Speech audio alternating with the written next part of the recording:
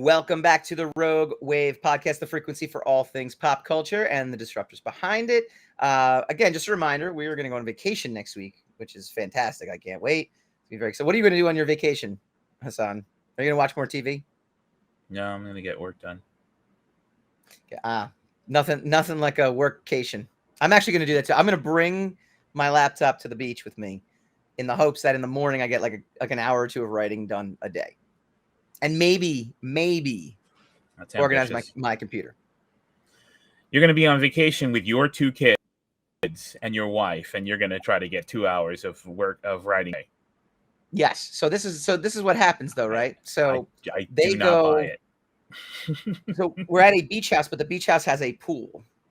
And so every morning, or not every morning, but a lot of those mornings, like my wife will just go to the beach with the kids, and I'll be like, I don't like the beach. Like I don't dislike the beach, but if I have my druthers, I'm like, nah, I'm good. Like, so there's like an hour in the morning where they'll just kind of go off, and I'll be alone in the house. And you'd be sleeping. Nah, dude. Once the kids are up, that's it, man. Like, there's no going back. There's just, I'll take a nap later in the day sometime by the pool probably, but yeah, no. So all right, sand in the laptop. We don't want sand in the laptop. Yeah. We'll see then. We'll see what your progress level is at. Yeah, I'll give you a full report. Vacation report. Yeah. Okay. Yeah. Excellent. Full vacation report. All right. She-Hulk debuted last week. Came out on Thursday. It was another entry into the MCU universe. But as opposed to Ms. Marvel, which ended on a high note ratings-wise, She-Hulk is a little bit more of a prominent character than Ms. Marvel, because Ms. Marvel is really a recent character, and by recent, I think she's like, 13 years old, something to that extent, whereas She-Hulk has now been around, I think, since the 70s. Yep. You read it when I was a kid, so yeah. Yeah. I got to tell you, I put this one up, in the Loki stratosphere for a couple reasons. One, it's got star power. I mean, the Hulk, the Hulk himself, Mark Ruffalo, has now been in so many of the movies. So he has a draw. He's a draw for me. First off, right off the bat. Tatiana Maslany, she's also a name recognition actor. She's very, very talented, and she is super dynamic in this. So I feel like she is the female equivalent of Tom Hiddleston, to where I'm like, wow, I'm just sold because I just enjoy seeing her on screen, much to the same way I enjoy watching Tom Hiddleston on screen, where he just kills it. Like every scene he's in, just kills it.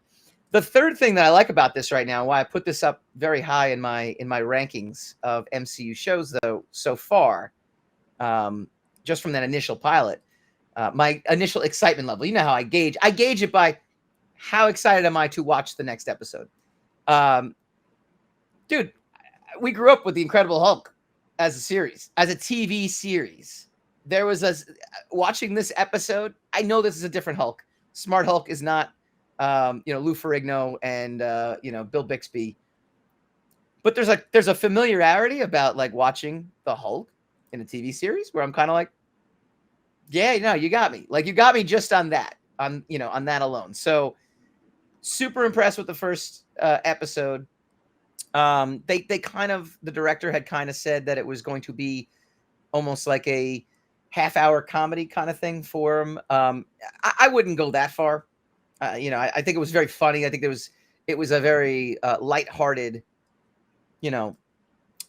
episode and show. But I wouldn't compare She-Hulk to, Malcolm in the Middle or Seinfeld or Friends or, something like that, where it's a, sitcom or half-hour comedy. But overall, very pleasantly surprised. I'll go into my one gripe in a second, but what was your immediate reactions? No, I want to hear your gripe, because I don't want you interrupting me with your gripe when I got it. Not that it wasn't pulled off effectively, but I feel like these Marvel shows are actually like you almost could have had an entire season on her just becoming She-Hulk. Instead, you just got her as She-Hulk, like right in the first episode, and how she became She-Hulk was just very, very like it was. They kind of did a little meta version of it in a way where Bruce Banner's like, "Oh, great! You don't need 10 years of figuring out how to deal with yourself. You just are. That's great." And it's like, I feel like a lot of these Marvel shows so far, with the exception of I think Loki, it's all about just get right into the action part of it. There's something about comic book movie adaptation or comic books that are adapted into TV shows and movies that sometimes when it's treated like a comic book just doesn't pull off the same way. Like I could see this being a comic book where, you know, you don't have to go into the big origin story. You don't have to really build this up, over time. But TV's, I feel like the format of TV just works a little different and gives you room to breathe where you don't have to rush into stuff. And they don't take advantage of that. I don't think they don't take advantage of a good build sometimes. It's a minor gripe though. Overall, like I said, I was pleasantly surprised with episode 1 so far. Okay. I think no matter what they do, someone's going to have some kind of issue with it, because I can also see if they decided to spend the next 6 episodes or whatever on how long it takes for them to establish that she's She-Hulk and that she can, people will be like, "Oh, just get on with it already." Like we know the comics, like just get on with it. Like just get something going. So I think if they were going to make it expedient and just get kind of to the point, I think they did it intricately enough where it didn't feel so jarring that, oh, I'm okay. Everything, I'm great. I'm the She-Hulk and I'm great. I also, the strange thing about it is I had heard I had a Sandman moment or incident with She-Hulk, because I had heard some bad things before watching it. Some of the people I watched, they had screenings or screeners. And they were like, I don't know how people are gonna, so I'm like, all right.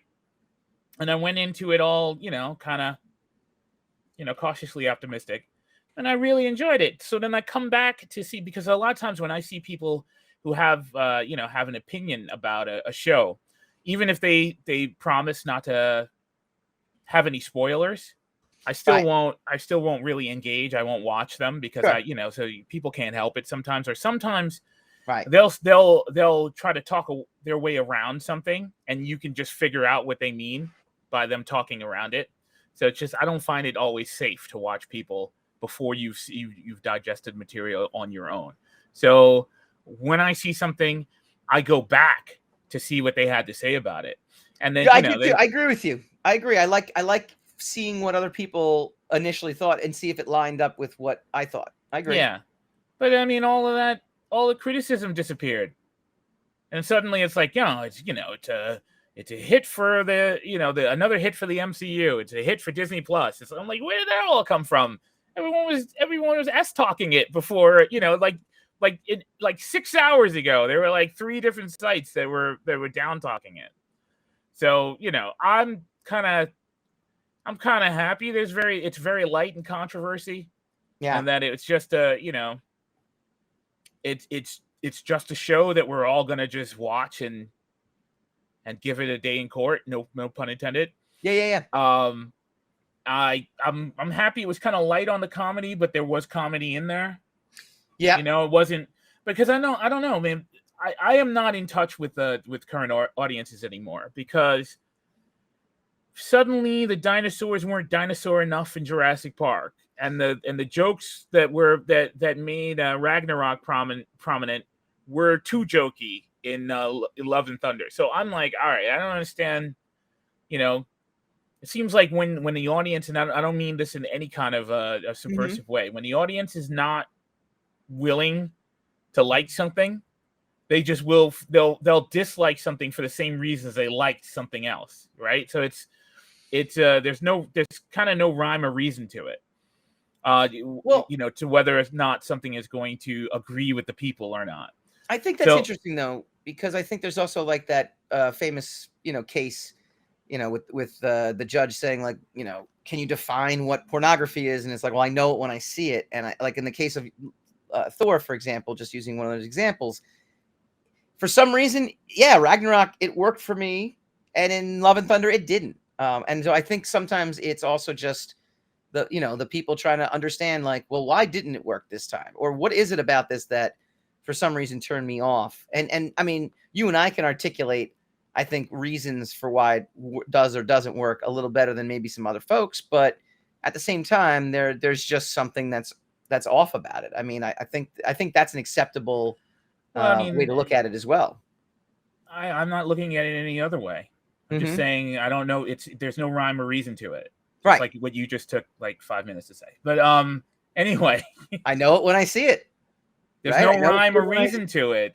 But you don't know what you're gonna know until you see it, right? Yeah. So like I said, there's no rhyme or reason to it. And so like I see things that seem to be perfectly acceptable a year ago, and they're not for some reason now, right? Yeah. So, and then I will watch them and I'll be like, all right. And then I'll be like, there's nothing wrong with this. It's not great. There's nothing wrong with it. So you never know. So, I mean, I'm kind of happy to see She-Hulk and enjoy it and see other people enjoyed it. And that's kind of, that was the extent of my assessment of it. I'm on the same page for a change. So one thing I'm on the fence about is that little extra scene at the end. The post-credit scene in the first episode. And I'm on the there's going to be a post-credit scene in every episode, so everybody stay tuned for every episode. Very exciting. Yeah. What age demographic is Marvel targeting? And that's, and they can change that. It doesn't have to be the same for every show. But the funny part about this series, or at least this episode, up until like the end, I'm sitting there going like, oh man, this would actually be fun. If my like 8-year-old son watched it, and he's not 8 years old yet, but I'm saying if he was, like, I'd be like, 8 years old, I could have him watch this. I think he could probably have, I mean, he'll be 7 in February. I'm like, he could probably watch this. He could probably start watching this, and there's definitely like the previous movies and stuff. I know there's some serious stuff and, whatever, but that last little joke at the end, I'm like, yeah, I probably would have turned it off. Like, I probably would have turned it off. Like, I don't need my 7-year-old asking me what a virgin is. Do you know what I mean? Like, there's something about it. Meanwhile, I get the joke. Kind of a funny joke. I thought the ending was funny, but it just makes me wonder about, the marketing for some of these shows and the demographic that, can watch it. I guess it's safe to assume, we have to be, it's all PG, right? PG-13 maybe. I don't know. I think so. I think it's an attempt to be universal. Yeah. But I mean, there's going to have to be something for adult. I mean, people get killed on a regular basis. People die. So yeah, in some of these shows. So, I mean, if murder is not a problem for you, I personally, if I was a parent, I'd have more problems with the violence than I would about jokes about whether someone's a virgin or not, But I mean, that's me. I mean, that's another thing, though. That's another thing where cartoon violence and comic book violence is different than seeing it up on screen. As I watch these shows, that happens. I think about these things, and not just because I'm a parent, but just in general. I think about, like, in comic books, it just makes sense. Like, bad guys attack, you have these great, because it's colorful, it's art, it's it goes beyond just the storytelling aspect to it, because when you, as a comic book fan, you can enjoy, like, I loved the post credit, or the credit sequence where they're actually showing like live drawings and they're bringing them to life, and it's like, I thought that was amazing. Yeah, it was a Mandalorian thing. Yeah, but in a totally like unique way that they did it, and it really kind of lent to being like an 80s style or 70s style comic book look, like with the different vignettes they were showing. I thought that was amazing, and there's something about that to where I kind of like, it's one of those things where, again, I just tip the hat to comic books and what Alan Moore said many years ago, where he's like, You know, if I wanted this to be a movie, I would have made it as a movie. If I wanted this to be a book, I would have made it as a book. And, you know, I'm just giving a nod to, you know, the glory that is an actual printed paper comic book, to where you can do things and they just make sense. But you try to replicate that in real life, and it just doesn't quite have the same impact. Like when they first get attacked by the ship at the beginning, right? That is to me like just a typical like comic book splash page, you know, like turn the corner, boom, you know. So what, you saying it didn't work in the show? I'm saying I looked at that and said, oh man, that's what I would get in a comic book. But the impact in a comic book, I think, would be greater if the artist drawing it was great. You know what I mean? Like there's an extra element to reading that and seeing that in a comic book, because of the artistic factor that goes into, like, oh man, like, wow, it hits you from a storytelling perspective, probably the same.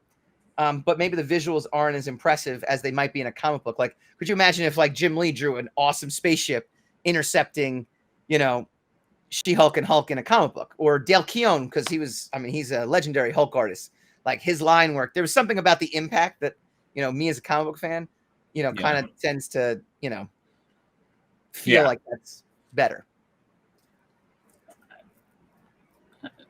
I guess it's tough to replicate that, is my point. That it's tough to replicate that live action in a TV series, as opposed to like just seeing it on a printed page. Yeah, I didn't have that problem with it though. I mean, that's why I'm kind of. I mean, I could see it, but I mean, I wouldn't correlate that unless I was seeing a direct adaptation. Unless this episode was a direct adaptation of a comic book issue, then I'd be like, I think they did it better in the comic book. Right. But you know, you're just imagining what it probably would look like. You know, these are just random thoughts that I'm thinking as I'm watching this. You know what I mean? Like there's just little momentary tangents that go off into my head when I see something like that and go, oh man, that would have been a splash page. And, you know, again, like what would that splash page look like and what would the impact be? And it's just, you know, again, it hits in a different way. Sometimes it's better, sometimes it's worse. But again, that's just the magic of the printed page for me. That you know, and maybe I'm just sticking up for the source material, because it seems that gets less and less relevant these days as we get more MCU TV series. I mean, I think I've said this on the show before. I think the like the MCU now is the real Marvel universe now. I mean, I hate it, but I hate that is the fact. But I feel like you could poll the masses and say, are you a She-Hulk fan? Are you a Hulk fan? They'd be like, yes. Have you read a Hulk comic or a She-Hulk comic? No. Like, I think that's true. You know, but I think they, you know, the MCU is now bigger than the comic book universe ever was. Yeah. So I don't know. It's a good thing and a bad thing, right? It's an angel and a devil. Yeah. No, absolutely. All right. What did you guys think? What did you guys think of She-Hulk?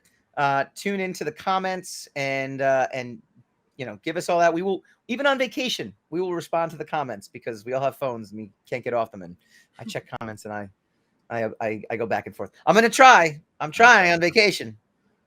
I'm going to try to tune out of the phone. What's that? I said, I'm not a comment checker. F you. Yeah, that's true. Everybody always has something negative to say anyway, so I don't check the comments.